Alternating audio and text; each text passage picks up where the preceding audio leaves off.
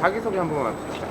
안녕하세요. 저는 해남에서 복합용농을 운영하고 있는 안성준이라고 합니다. 오늘은 무슨 일 하실 건가요? 초밥을 주고 나서 번식에 관련된 자료를 토대로 소들을 보고 기표를 보면서 새끼가 있는지 새끼가 언제 낳는지 그런 걸 확인하는 작업을 하고 있습니다. 오늘 여기 소가 정말 많네요. 한우인 거죠? 네, 전부 다 한우고 번식우 위주로만 사양을 하고 있고 올해 처음으로 숫송아지 키워보고 있습니다. 여기 농장 규모는 한 얼마나 돼요? 평수로는 한 1000평 조금 안 되고요. 소를 키울 수 있는 사육 두수에 따르면 한 140두 정도는 키울 수 있는 규모라고 생각을 하시면 될 것 같아요. 평수는 되게 작아요. 요거는 뭔가요? 가을에 이제 나락을 추수하고 볏짚을 묶어가지고 오는 건데요. 사료 가지고 부족하니까 이런 풀들이나 볏짚을 통해서 소들의 배고픔을 달래주기 위한 식량이죠. 이렇게 가까이서 보는 건 처음인데 예쁜데요? 아, 그래요?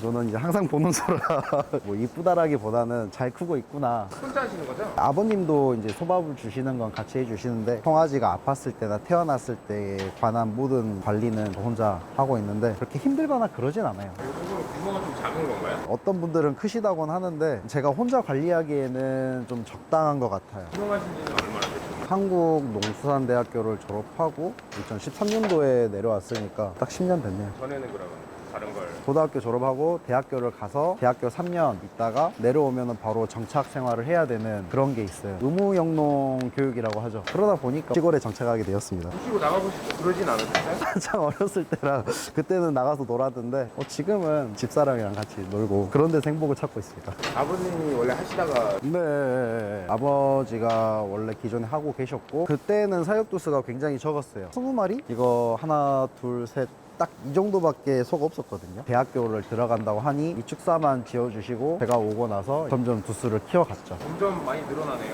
지금 이렇게 데이터를 가지고 이 소들을 체크를 하면서 새끼 낳을 놈과 새끼 낳고 나서의 과정 속에 얼마나 더 빨리 수정을 해가지고 공태일이 이제 줄이는 그런 관리 작업을 계속 해주다 보니까 폐사율만 없으면 소가 늘어나는 거는 빨리 늘어나는 것 같아요. 힘드신 점은 없으세요? 경제적으로 가장 힘들었죠. 가진 게 없으니까 21마리에서 나올 수 있는 돈도 한계이고 뭐 그렇다고 저희 집이 농사를 많이 지은 것도 아니었고 되게 소소하게 이렇게 일을 하다가 제가 딱 들어왔는데 뭐 해먹을 게 하나도 없는 거예요. 정부 지원을 받아가지고 뭐 땅을 사보기도 하고 했지만 나오는 수확량도 뭐 얼마 안 되고 금액적으로 내가 벌 수 있는 것도 한계가 있었고 그렇다고 아버지 하고 계시는 일을 다 뿌리치고 나는 또 새로운 농업을 할 거야 라고 이렇게 도전하기가 좀 무서워서 그냥 진득하니 해보자라고 했더니 이제 이렇게까지 버티게 되었습니다. 정부 지원 받으셨다고 했잖아요. 어떤 거 지원 받으셨어요? 이제 후기자 자금을 받았고요. 농어촌 기반공사를 통해서 땅을 매입도 하기도 하고 그 외적으로 보조 사업들을 받아서 좀 커졌는데 이 친구들이 차고 있는 목걸이도 발정 탐지 목걸이인데 전두수를 전부 다 착용을 하고 있어요. 이것도 이제 보조 사업으로 통해서 받아가지고 많이 도움이 되고 있죠.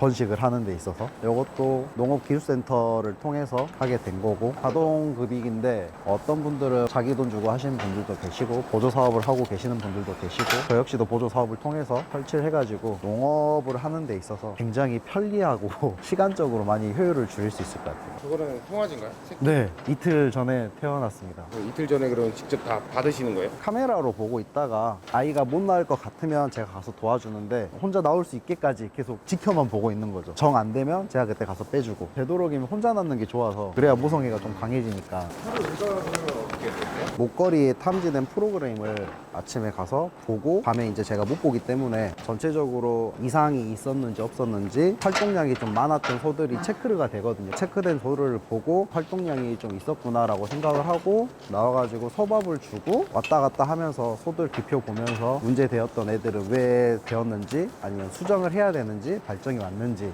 어디가 아픈지 이런 것만 체크를만 하고 볏짚 주고 퇴근을 했다가 다시 또 오후에 와가지고 프로그램 보고 소밥을 주고 저녁에는 축사티를 걸어 다녀요. 걸어 다니면서 물통도 한번 보고 그러면서 소 뒤에 자궁이나 심하게 더러운 아이들 그런 애들 체크를 하고 송아지 치료하고 마무리를 짓습니다. 저거는 뭔가요?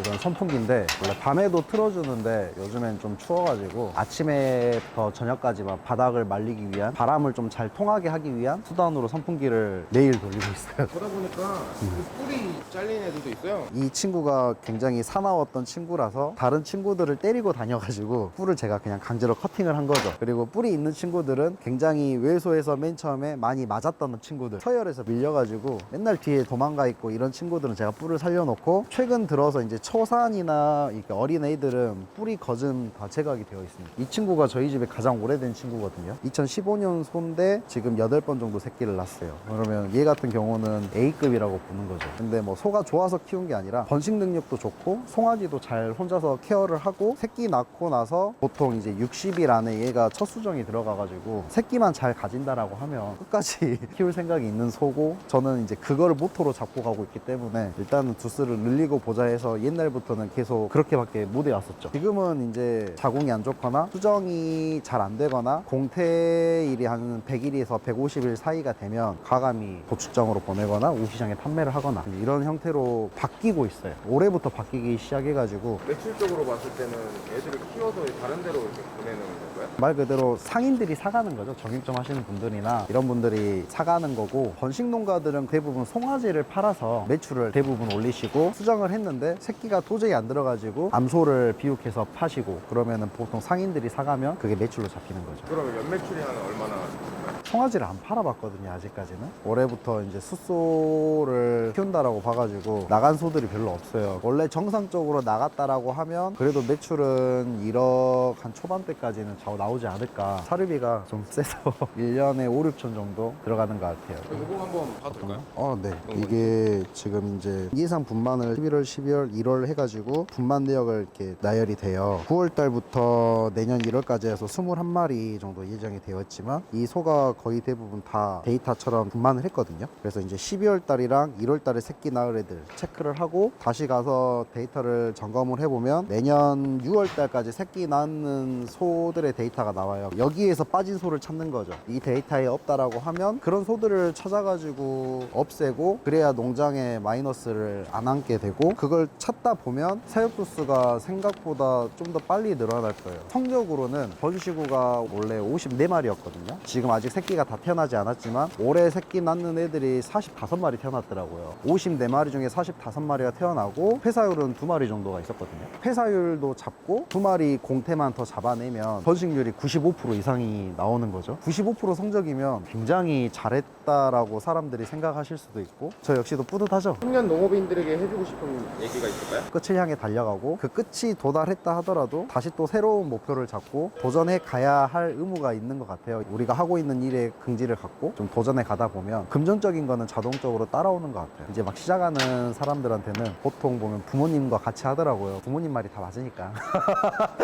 부모님 말을 전적으로 따라주시고 하다 보면 노하우가 생기게 돼서 그런 부분들을 가장 피하는 게 좋은 것 같아요. 청년 농업인이나 귀농귀촌 하시는 분들은 기술센터를 이용을 하다 보면 좋은 사업 아이템도 많이 있고, 이거 괜찮네라고 하기도 하고, 제가 했던 보조 사업들은 거의 대부분 기술센터 쪽을 통해서 한 거기 때문에 농업을 하시려고 하다 보면 그런 부분들은 무조건 공공기관을 같이 어울러서 가는 게 좀 더 빨리 올라올 수 있는 것 같아요. 꿈이 뭔가요? 꿈이라기보다는 정육점을 하고 싶었어요. 농업과 자연과 하나 되는 친화적인 삶을 좀 앞으로 살아가고 싶고, 나중에는 선배로서 도와주고 싶은 그런 삶을 살아가고 싶습니다. 꿈이라고 하면 그냥 이 들녘에 보이는 땅이 전부 다 내 땅인 거?